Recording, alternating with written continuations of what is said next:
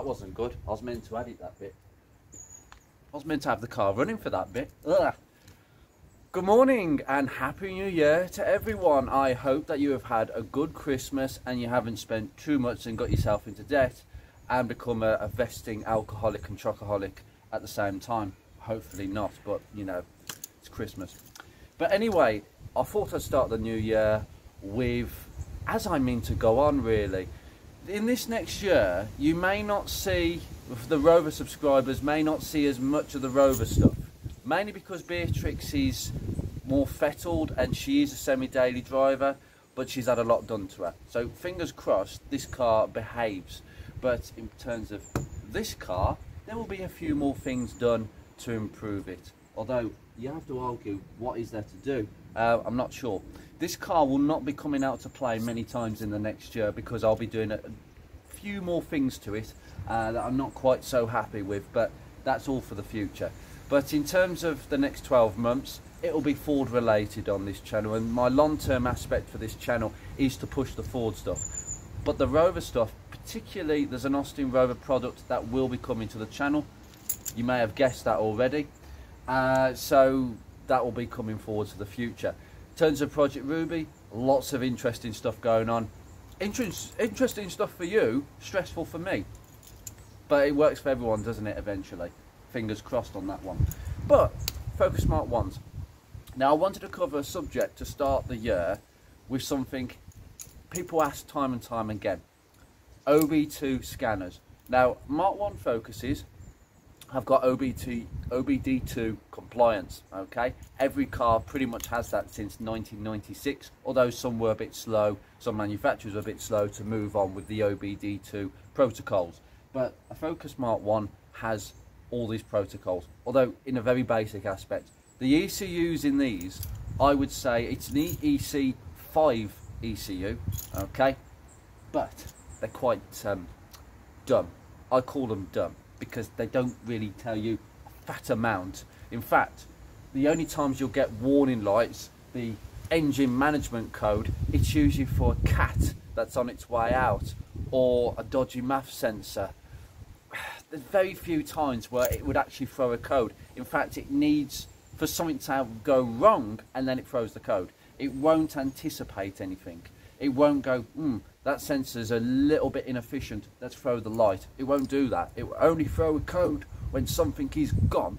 It's as simple as that. Or the cat code, the 4020 code, is quite a rare one in terms of going off when it's gone. It will go off before the cat goes. It just tells you that there's an inefficiency between what the oxygen sensors read. But anyway, I did this video once before and it was using my, I shall name it, my Mucar CS99, which is a diagnostic scanner, which is perfect for my needs because I have a Rover which does use it, believe it or not. The late Rovers, the 2003 onwards models, they will accept a generic OBD2 scanner. If not, you need Rover's own T4 or P-Scan. That's the one you go for. But I don't necessarily think I need P-Scan. I've only got one Rover. I don't intend to have another one. But if you've got Fords, and if you've only got Fords, or you've got multiple Fords, or you think you're going to own multiple Fords, is that really necessary? No, because there's something called Forscan. Yeah, I know, we've all heard of Forscan, but it's something I've never really tried before, and I've just recently bought the software and the correct adapter. There's tons of adapters out there. I think they go by the words EML327. They're the ones that you have to switch manually, and they can be a bit funny, they can be a bit slower, and they're not necessarily the best at doing the job. I'd recommend getting the one that I've got, and I'm going to show you that, and I'm going to show you exactly what it can do with a MK1 Focus or what it can't do. As such, typically I've just started filming, the sun has just come out and it's raining. The moment I bring my car, it was a dry day today, and then suddenly it starts raining. Brilliant. Andrew's brought his MK1 out, let's rain it down. Doesn't matter, let's get on with it.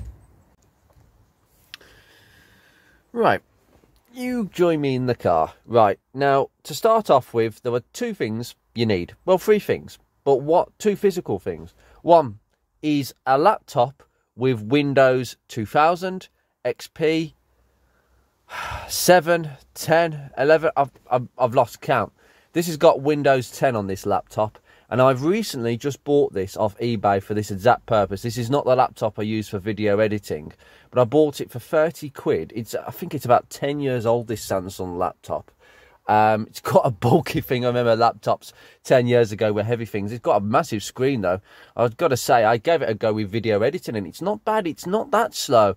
Samsungs weren't bad laptops back in the day. At least 10 years ago they weren't. But I thought, get an old laptop for cheap money. Yeah, I might be surprised about it. Anyway, so this is what you need to start off with. You need to, obviously, the second thing is downloading the software. Now, Forscan, this is the thing with Forscan. You can download it. You can download it onto a laptop for a free trial for 2 months. I'm in the free trial. If you want to pay for a long license, the extended license, I can't remember how much it is, but it's very, very little. I'm just going to shut this because it's raining into the car. Thank you. Thank you. Right, so basically that's what it is. It doesn't cost too much at all for the extended license, but I've heard of some people using a multiple number of email addresses in order to get a free license every 2 months. That sounds like an absolute pain because you've got to re-download the whole thing again. But some people do. I know what people are like, so it's their choice. But the third thing you need, and the most important thing, quite frankly, is the adapter. Now, there are a number of adapters on the market, okay, that plug into the OBD2 port straight into the USB of your laptop. They all do a similar job, but there are quite a few that are just not as good. Some of them are quite frankly fake and could cause issues. Now, I wanted something that was capable of coding a key and doing everything, and that is this. It is OBD Link X. That's what it's called. These are about £60–65 for this. You say, what? I got ripped off. Inside there is an automatic switch. It can switch to CAN bus software, which this Mark 1 Focuses do have CAN bus.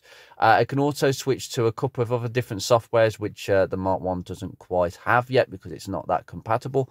But it does all the automatic switching. It's very quick. It's very fast.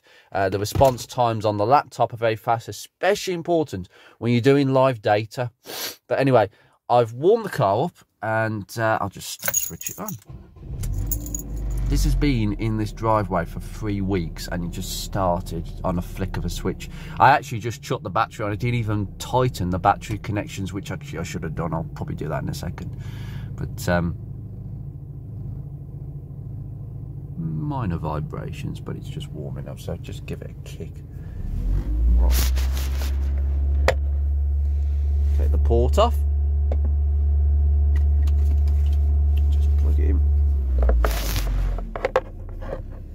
Ooh, let me try and figure out. I always get this the wrong way around.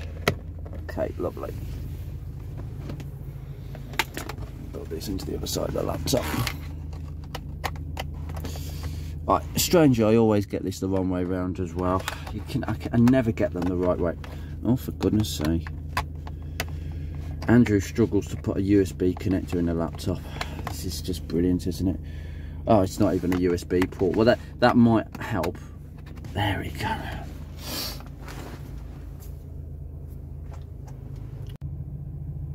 Right, this is where we begin, and I've downloaded Forscan.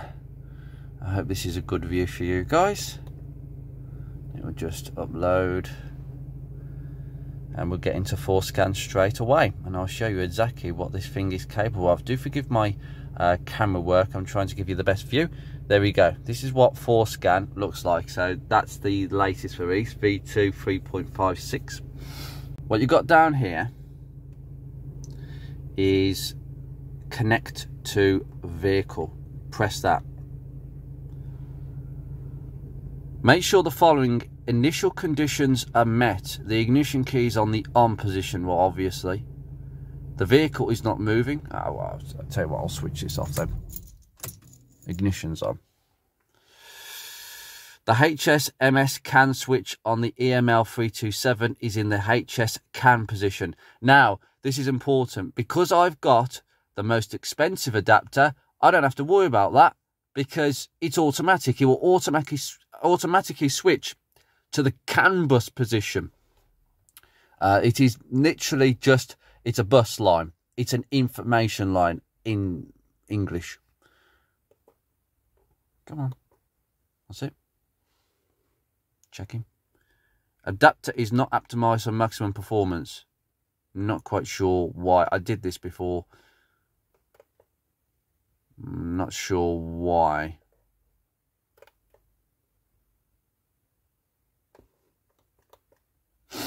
Okay. Connection is established. Fantastic. Lovely. Brilliant. Okay. Yeah, we have found a profile because I've done this before. Thank you very much. Try not to show the VIN too much. Oh, modules found. Right, we have found some modules. The OBD2 diagnostic port, the instrument cluster, which is one module in itself, the PCM, i.e. the powertrain control module, which is down by my foot, the ECU, the RCM, oh, we've got a DTC, P1000. I'll explain what that is in a second. We have a warning code, yes, but it's nothing to do. There's something not quite right with my ECU. I wonder if it plays up on other people's Mark 1s. I'll demonstrate that in a second. The RCM, which is the SRS restraint control module by my handbrake, and the GEM module located down there at the back of the glove box. Oh no, actually it's down there. Sorry, I got it wrong. Sorry, it's down there. It's a central lock. It's otherwise known as a central locking module. Okie dokie. Right, so we've got module. We've got configuration. I'm not sure. I'm trying to figure out this. Okay, so that's your model. We'll cover the bloody VIN number. Well, it's everywhere. I don't really care. No one is going to bloody clone my car because that will be a bad mistake. Modules. Yep, good. Profiles. Okay, so we've got all the modules. Let's go to the DTC. Right, P1000, successful DTC reading, no error codes found. But in the PCM, the system's readiness test not completed. Okay, now I'm going to explain this one, P1000. For some reason, my PCM keeps bringing up this code. It cannot complete the readiness tests. I'm not sure why. Maybe there's an intermittent fault with my ECU not being able to test itself, but it should be able to. But if anyone's got a Mark 1 Focus and he's doing Forscan, can you let me know if yours does or doesn't bring this up? But I'm not bothered because I'll just, it doesn't matter. It really doesn't. But there's no codes anywhere else, which is fantastic. So that's your DTC. Now, what we have here is the live data bank. Okay, so we can start the process by pressing the play and then stop at any time. We can either have the dashboard, which is this, or the oscilloscope, which I find hard to read, or a table. I prefer a table. So we can go in and add some values. So if I go to PCM, yeah, actually I'll just read it. I'll just go to it all. What's that? Set up all gauges. Here we go. These are all the parameters that you can choose for your live scan. I'm going to do that in a second. I'm going to select some of these. There's so many of them. It's untrue. I'm going to select the most important ones, I'd say, for Mark 1 Focus to keep an eye on. Okay, I'm going to do that in a second. Okay, we're going to come to all of this. So you just select them and it will appear on this screen. So you can select any of these that you want. So like, fuel pump, fuel level, evaporative emission vapor management valve, electronic pressure control. Some of these are for the automatic gearbox.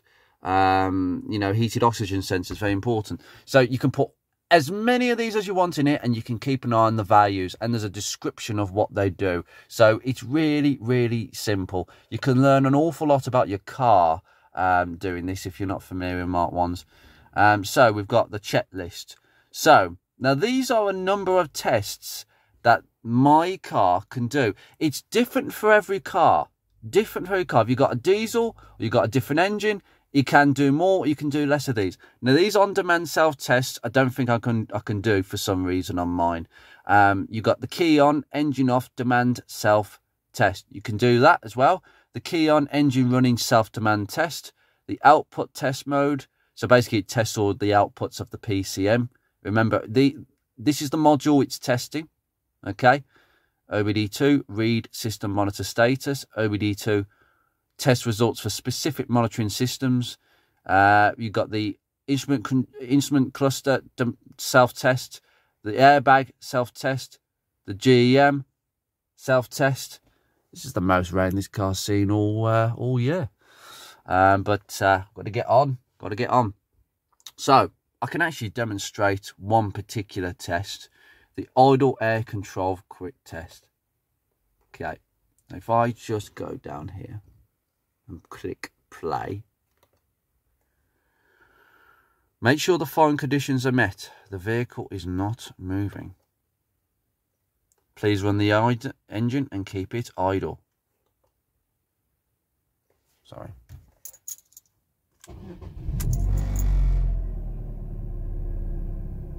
Right, I'm going to click OK.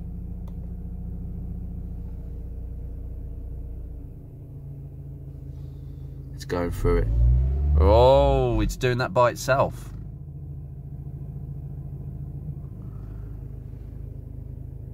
The IAC position has been reset. Test completed. No errors. Brilliant. You can test the idle air control valve. So there you go. It was testing it for you. I didn't touch the gas at all. It did it for you. There you go. Fantastic. So the test has been completed, and you can see the length of the test down here as it goes through. We can repeat it if you want.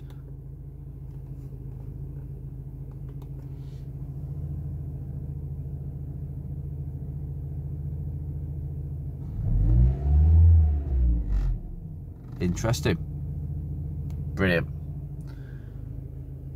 Interesting. It was just telling you how within like a second, look at that, 1, 2, 3, within 3 seconds it had completed the test.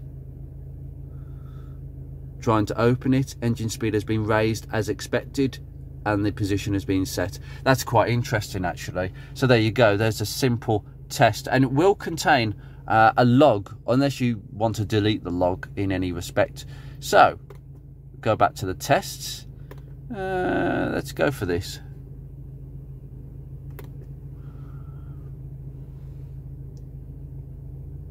See, now the read monitor support status, look at all the ones not supported.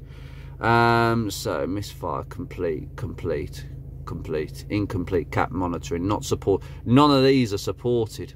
Interesting. That's what I figure as a Mark 1 is a dumb car, because it doesn't do any of these. Obviously I haven't got that, and I won't have that, but everything else I should have. But it's a dumb ECU. It just proves my point. Another test. Output test mode. Testing the PCM. So we're testing the outputs of the ECU. When entering the OTM, the outputs can be... Oh, God, bloody security on my laptop, God's sake. When entering OTM, the outputs can be turned off and on without controlling the cooling fans. The low and high speed cooling fans may be turned on without energizing the lower outputs. So it's testing that the ECU can control certain items. So please shut off the engine. Ignition. Okay. Right. Command outputs on. You can select an operation. Let's see if we can switch the low speed on. This tests that the PCM can control some outputs, i.e. it has control over the fan, because the temperature, it controls the temperature of the car, essentially, with using the fans. So here we go.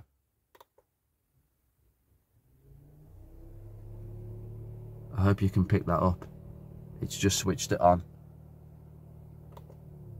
Lovely. High speed.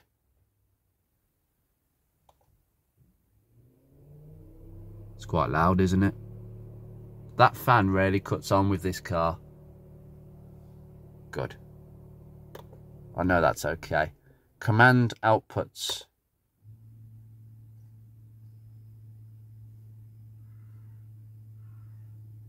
I can hear the fuel pump going. I heard that. Press OK to finish.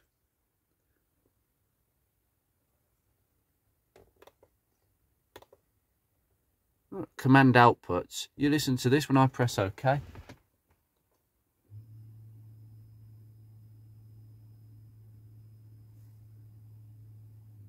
Bloody hell. Okay, interesting. But everything seems good. Exit. Okay. Good. Fantastic. Any other tests?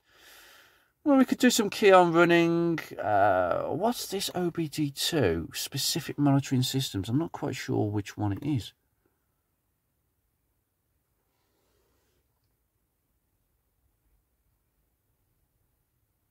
I'm not sure what to make of that at the moment. I'm trying to work it out. Okay. No, not quite sure what that will be. Not quite sure. I'll have a look at that in a second. Now, if you want to delete any of this, I will say you can put all this in the bin because it just keeps adding on to the list. Delete. Come on, just delete all the information. There we go. Right, we've gone back to the start. Okay, so we could try the instrument cluster self-test. Let's see what happens there. Yeah. Do not activate vehicle switches during the test. Okay, fine. Oh, it's moved the gauges. It's completing that. Oh, what? Right. Oh, brilliant. No errors found. Fantastic. So there you go. You can check for that. Right, let's go back to the tests. RCM.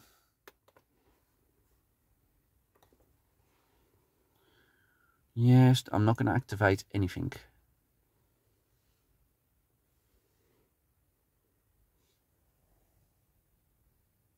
Was an airbag light? There was an airbag light that came up then.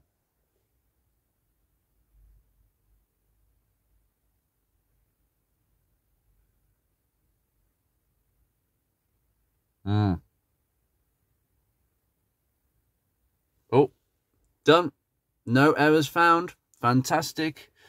That's what I want to hear. GM. Central locking module. Right, conditions. All 4 doors except the tailgate. Open all the doors except the lift gate and the hood. Okay, that's open. That hasn't shut on it. Okay, just leave it like that. Set the front wiper to the intermittent position. Well, I can't set it to the intermittent. I don't have an intermittent position. If you've got an ST170 or a gear, you can do that. The anti-theft horn will sound and the flashers will operate during this test. Okay.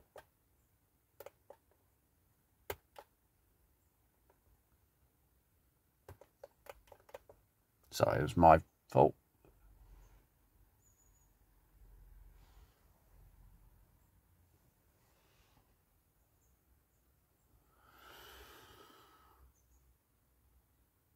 Oh, right, okay. What's going on here? Door ajar, circuit failure, right rear. What? I don't have rear doors.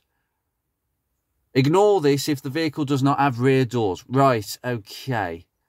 What else have we got here? What's this? Oh, rear, left rear. Okay. We don't have that one either. What about this one? Rear wiper mode, select switch, circuit failure. Hold on a second.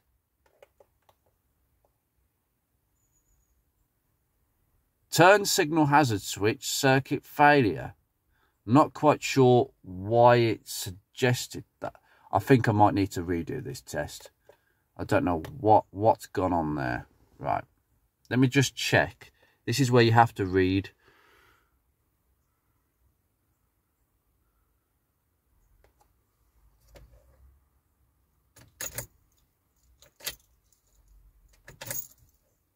No. Okay. I've met all the conditions.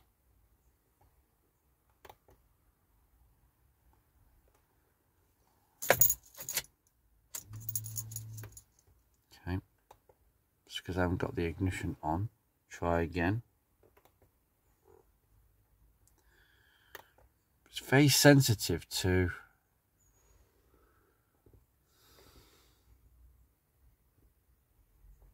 It's coming up with the same ones. Not sure why. I'm pretty damn certain that there isn't a failure. I'm not quite sure why it's telling me that.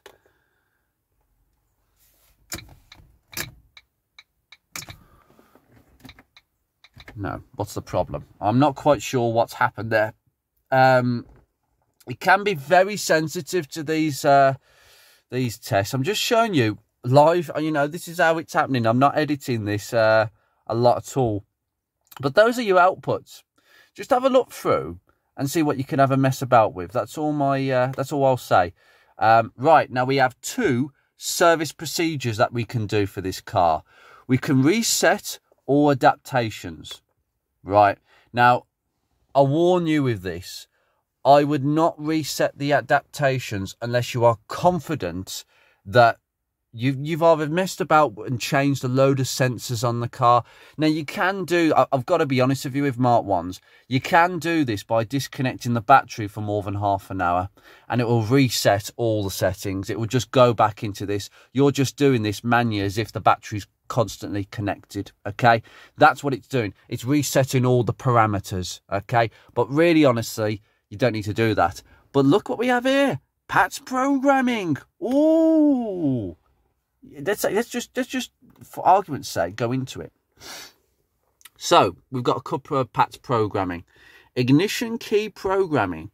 This procedure will add the keys to the PATS system memory. Keys that are already known to the PATS will not be erased.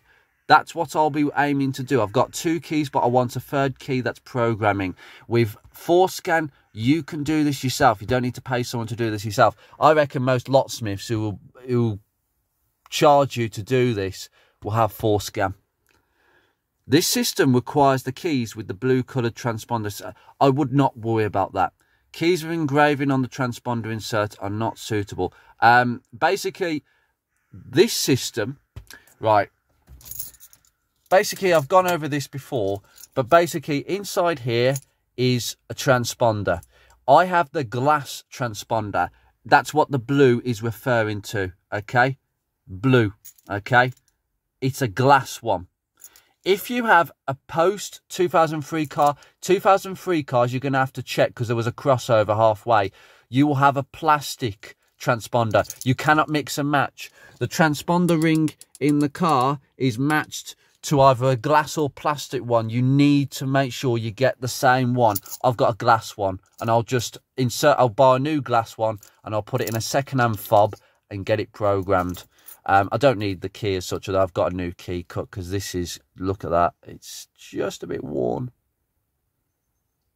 Just a little bit worn. So don't worry about that. Ignition key erase. Now, this is risky. I wouldn't do this in my own car unless I had problems. This procedure will erase all the stored keys on the PATS memory system. Once completed, you will need to use the ignition key programming option, this, to program a minimum of 2 new keys before the PATS system will operate correctly. So you have to actually put 2 keys in.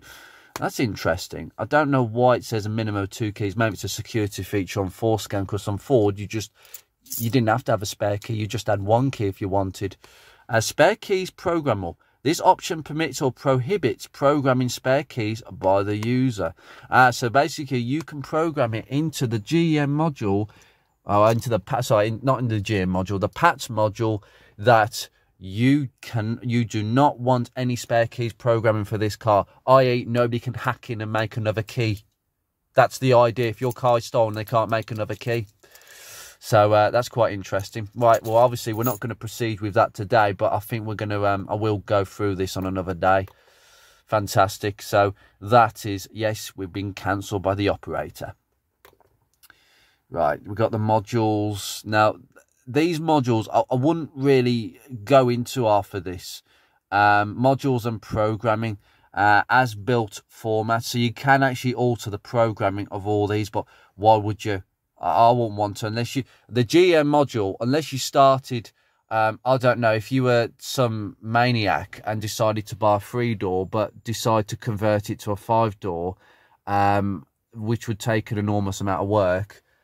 You could alter the programming to encompass both rear doors in the GM module, but you wouldn't need to mess with that, so don't really worry about that. And that's just your settings and the license agreement down there. So really, that's it. I'm not quite sure why we've got that diagnostic there.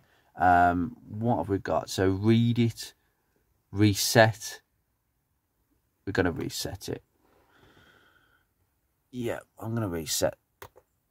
Lovely. Okay, I've reset it and that light will have gone off. There you go. It's off. Okay, that will just trigger that. Oh. Right. Don't know why. Yeah. Oh, I done it again. It keeps doing this. Right, I'm just going to reset it. I'm not bothered about that now. But yeah, there you go. So what I'm going to do now is I'm going to go to the live stream section and we're going to have a look at this. Okay, so I've gone into the live data stream and we're in the table section. I prefer to see this in the oscilloscope and dashboard. It's just easier for me to read.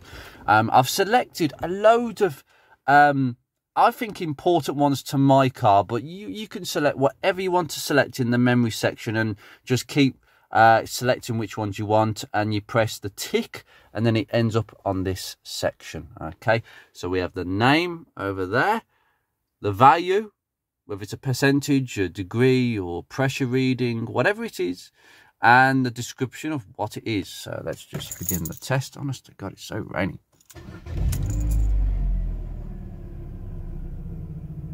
It's gone a bit cold. It's not fully up to temperature, but I might just give it a kick. Cheers, mate. Just angle my foot.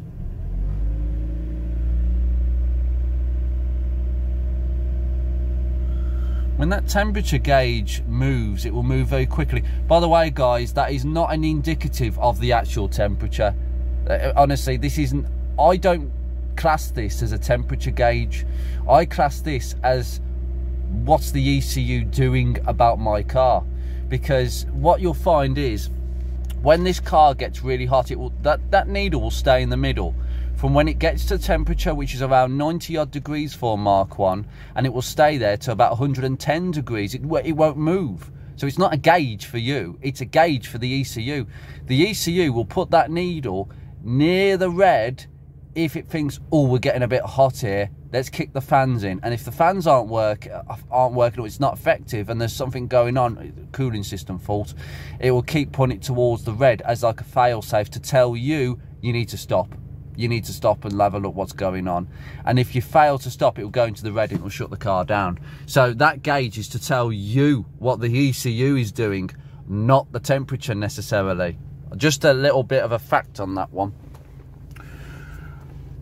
Right, let's press the play button down here.